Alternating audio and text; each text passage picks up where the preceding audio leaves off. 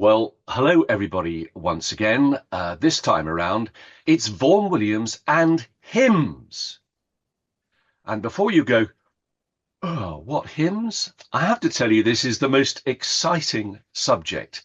And it's the focus of a new Albion Records recording album has the title Mantegna, which features the London Mozart Players, the Dulwich Choral Society, James Orford on organ, and all conducted by William Van. And it covers a whole range of pieces of music which in one way or another reference Vaughan Williams's amazing work as a collector of hymns, as an anthologizer of hymns, and so on. And joining me is Malcolm Riley, the composer and musician, who's had a huge amount to do with actually compiling this new CD. So welcome to you, Malcolm. Thank you, Andrew. We should, I suppose, just start with your own Vaughan Williams journey, to use that cliched phrase. He's been in your life for just how long? Presumably it would connect with hymns in some sort of way. It did. It did. I was lucky to join a very good parish church choir in my native town, which is Harrogate. In the centre of town is St. Peter's, which maintained a full cathedral choir regime, if you like, 3 weekly practices, 2 services on a Sunday. And as a probationer, I think I was about 8. I remember the first service I actually had to sit in. We did "Oh, Clap Your Hands." And I wasn't supposed to sing along with the main choir, but I somehow was mouthing it, if not actually making a noise. And quite quickly we were doing things like "Oh, Taste and See," and smaller bits of Vaughan Williams. In terms of hymns, I suppose Down Ampney and For All the Saints, they were staples. And I was also at a school where we had hymns in assembly, and they were sung in Yeah. assembly. Well, Long time ago. here's the thing, though, Malcolm. When we look at Vaughan Williams's life story, we see him at Cambridge at university, apparently marching into the dining hall one evening and overheard saying, well, who believes in God these days? Anyway, he was a very, very convinced atheist. Okay, it mellowed later on, but he very much was an atheist as a young man. So what's this thing about hymns then? Well, I think he must have looked in Victorian hymn books and thought, this is a rum go, as he would have said, and something better needs to be produced.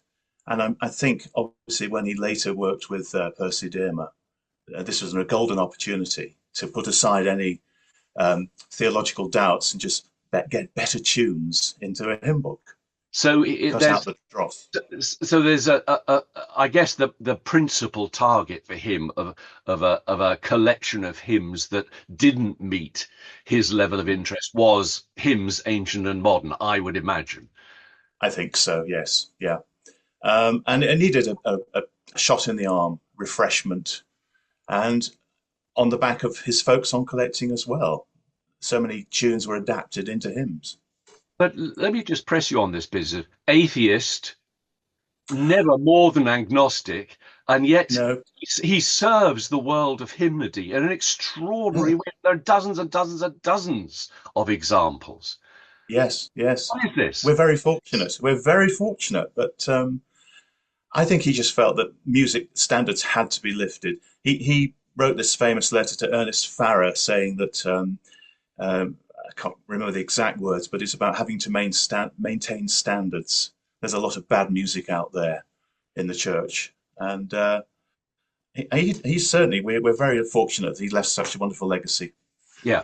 So I can't vouch for his shifting belief systems, but if indeed he did shift, I mean, I would imagine it's in his society, the church is this amazing widespread community yes, with music, certainly by the later 19th century, very much at its heart, and he's merely serving that community. I guess that's the point.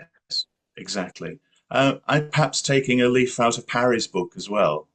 Parry being agnostic, perhaps as well, and in later years, certainly people, his friends like Herbert Howells, who Yeah. clearly had doubts as well. So And we should remember, of course, the not so well known fact that when he went up to the Royal College of Music to study the first time around, he didn't go up immediately to study composition. He went up as an Organist. uh, How did he get past that audition process? I don't know. He must have had some stock pieces that he could play. yeah. Was it Walter Parrott he was working with at that stage? I Yeah. believe it was, and Yes. he'd worked incredibly hard at Charterhouse. I think when Yes. the staff and his mother said, "Well, you're not going to make a living as a violinist. No. No. That's a trade." Uh, Yes. and the most respectable thing was to become an organist. So he worked like Yes. crazy to Yes. get into the Royal College of Music, and then he switched to composition. But did he ever have an organist position, Malcolm? He had this position in Lambeth, um, which I think paid something like £50 a year. He didn't need the money exactly, being a man of private means, but he didn't enjoy that position at all. It's been very well documented how he sort of had run-ins with clergy. Um, Interestingly, in terms of the new disc, he took on an assistant, William Harris, who was a church organist through and through. I think he was quite relieved to hand over the organ bench when there was no longer a need to be there every Sunday, not taking communion and not taking part in the services any more than he had to. I think maybe I've got this wrong, but isn't there a story about possibly some racy novels being found up in the organ loft at one stage? Maybe I'm completely wrong about that. He used Wouldn't to, surprise me. yeah, he used to read them during sermons. But please, that may well be edited out, but we might just keep it in because it's fun.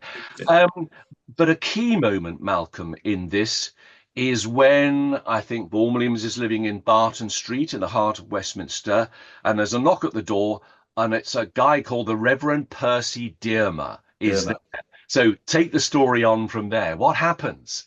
Well, he says, I need someone to look after the musical aspects of a new hymnal. And I don't think they thought it would be an easy job. I think how long did it take them to compile? A couple of years, maybe. Something like that, yes. And a lot of sifting of old material and then new material needing to be written and arranged and making sure that the words match the tunes and vice versa. Absolutely wanting to get the very best that he could. And I think he saw this as the golden opportunity. This would be a hymn book that would last perhaps half a century or even longer. So he had to get it right. Although one would say there's an awful lot of music in there, of course, that never does actually get sung. No, indeed. And this is what we found when we were compiling this album, how obscure some of these tunes are. One Magda, for example, which is a very sturdy and forthright tune in three time. I'd never performed it before, never sung it before, never played it before in thousands of services. New to me, certainly. Malcolm, I'm intrigued to know how on earth the concept of this album actually developed in the first place. We've got all sorts of material that relates to Vaughan Williams's interest in hymnody. Where did it all start? You've been the person that's been driving this project. Well, I, for many years, was obsessed with a piece of music called Homage to Vaughan Williams by Francis Jackson, who for many years was the organist at York Minster. I knew Francis very well, a good family friend. He's even stayed in the very room in which I'm speaking to you from. And he had written a set of variations on this curious Vaughan Williams tune, Mantegna. It's a very strange, sinewy melody. And he wrote what I think is a really strong piece. It's full orchestral variations. It tells the story of Christ's agony in the Garden of Gethsemane. It includes the mob bearing down on him with their sticks. And so Francis gets the violins, the strings to use col legno. And this score has disappeared. There is a recording on YouTube at the Archive of Recorded Church Music, and I was so obsessed with this, I actually started to transcribe the score from this rather dim mono recording. And then somebody said, well, since Francis died, aged 104, all his papers were given to York Minster Library. And a little light went on in my head, and I thought, right, let's check out library. There was the score in a very tatty condition. They wouldn't send me a photocopy. It had to be professionally photographed. And when I got it, I was able to then put it into the Sibelius software, prepare a new set of parts, and also check over some changes to the score, which obviously had happened with subsequent performances. The first performance went back to 1961. It was given by the Iris Lemaire Orchestra. She was quite a big and shaker in the York area. And in the cinema, the Rialto Cinema, which was owned in those days by John Barry's father, Jack Prendergast, and Prendergast Barry family, another central core of this Francis Jackson story. But that's for another time. Yeah, but So, how does this lead on to an album full of stuff? well, we That's then the start. decided what other pieces had composers taken from Vaughan Williams' hymn collection. So we looked at the big famous hymns, Dan Ampney. There's a beautiful prelude on that written by Henry Lee. There was this orchestration of the song King's Lynn, which was done by William Harris in Oxford in 1924.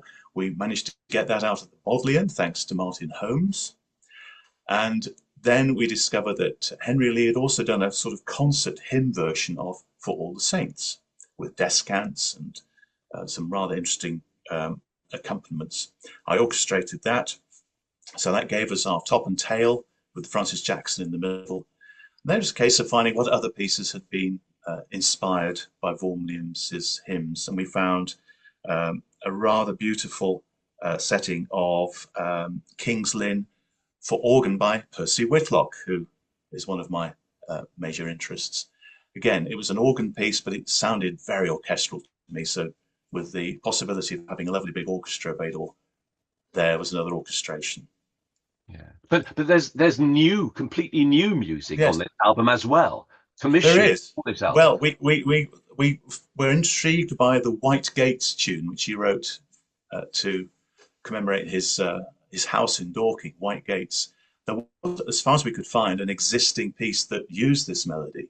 So we asked David Briggs, who's an old friend of Albion, to write a piece, and he's produced one of his French-styled carillons, which takes the tune and does just about everything you can with it. And then we found also that there was a little hymn called Magda. That inspired me to write a piece just for the brass and the timps as an introit to the full hymn, Lift Up Your Hearts.